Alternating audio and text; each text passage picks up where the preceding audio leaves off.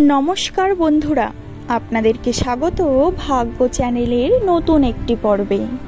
जे समस्त शुभ तारीखे दाम्पत्य जीवन शुरू हय, जे समस्त शुभ तारीखे आपनादेर बियेर दिन ठीक हय, सेई समस्त तारीखगुली अनुयायी आपनादेर दाम्पत्य जीवन केमन जाबे ता जानते आपनारा निश्चयई इच्छुक।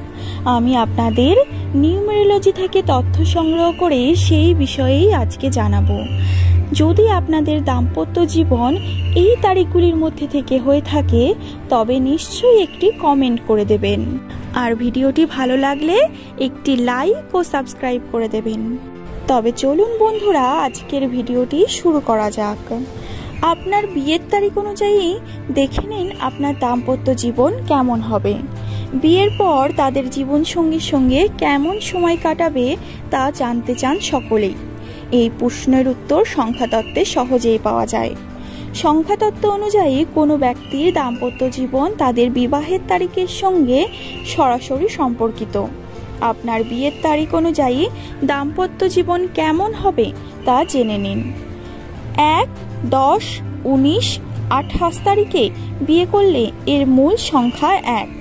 সংখ্যাতত্ত্বে 1কে মূল সংখ্যা হিসেবে ধরা হয়। এই তারিখে বিয়ে করলে জীবন সঙ্গীর সঙ্গে ছোট ছোট জিনিস নিয়ে ঝগড়া হতে পারে। যে কোনো মাসের 2, 11, 20, 29 তারিখে বিয়ে করলে মূল সংখ্যা 2। এই তারিখে বিয়ে করা ব্যক্তিরা তাদের জীবন সঙ্গীর থেকে প্রচুর ভালোবাসা পাবেন। 3, 12, 21 এবং 30 তারিখে বিয়ে করলে মূল সংখ্যা 3। সংখ্যাতত্ত্ব অনুযায়ী আপনার দাম্পত্য জীবন আনন্দে ভরে থাকবে।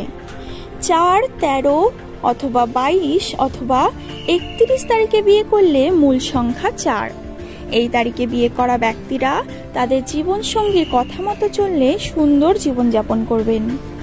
যে কোনো মাসের 5, 14, 23 তারিখে বিয়ে করলে মূল সংখ্যা 5।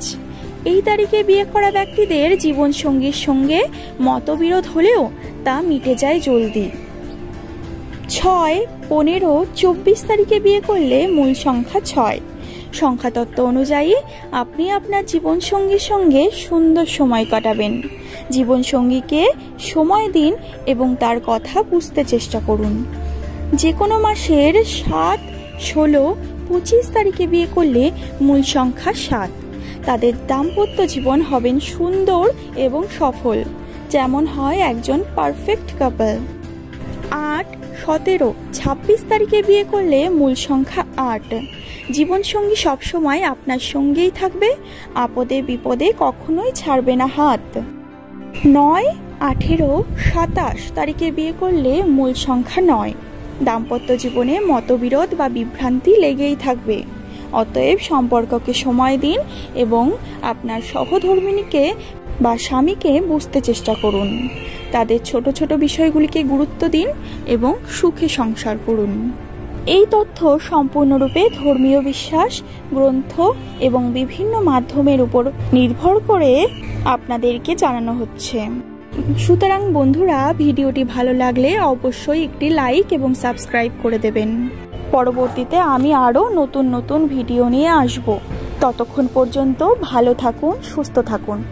ধন্যবাদ।